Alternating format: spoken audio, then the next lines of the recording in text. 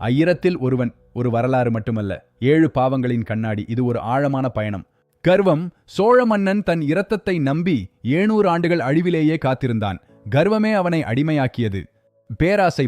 பாண்டியர்கள் ஒரு சிலையை மீட்க தலைமுறை தலைமுறையாக மனிதர்களை கொன்றார்கள். அந்த ஒரு பொருளுக்காக எல்லாவற்றையும் இழந்தார்கள். காமம்.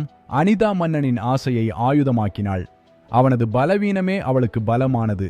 அவனது உணர்வே அவனை காட்டிக் கொடுத்தது. பொறாமை. சோழரின் புகழை தாங்க முடியாமல் பாண்டியர்கள் 700 ஆண்டுகளாக வெறுப்பிலேயே வாழ்ந்தார்கள். தங்களையே அழித்துக் கொண்டார்கள். கோபம். வெற்றி வாங்கவில்லை, வரலாற்றையே கொன்றது. அது ஒரு தீராத வடுவாக மாறியது. பதில் வாங்க வந்த சேனை வரலாற்றையே கொன்றது. மிகை. இச்சை. பாலைவனத்தில் பசியில் மதி மயங்கினார்கள். பசி அவர்களை பைத்தியமாக்கியது.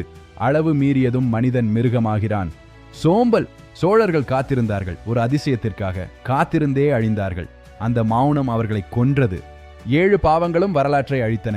1000-ல் ஒருவன் மட்டுமே மீந்தான், பாவம் அறியாதவன். அவனது கதை இன்றும் பேசப்படுகிறது. முடிவிலா வரலாறு.